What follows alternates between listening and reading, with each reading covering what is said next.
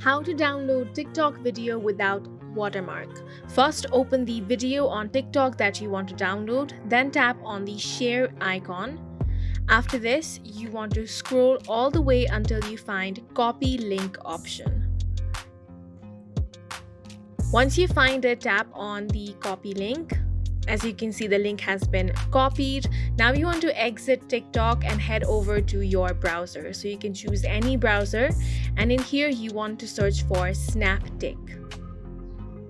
So over here from the results, you want to go to snaptik.app. Once you open up the website, you want to paste the link that you have copied.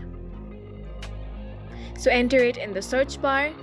After that, you want to tap on download, and here you can see the video is ready, so tap on the blue download button. Once you do that, some ads may load up, so you just want to cross these ads, and after that, as you can see, the file has been downloaded without watermark. So let's check it out from our gallery. So here, if you open up the video, you can see that it has been downloaded without the watermark.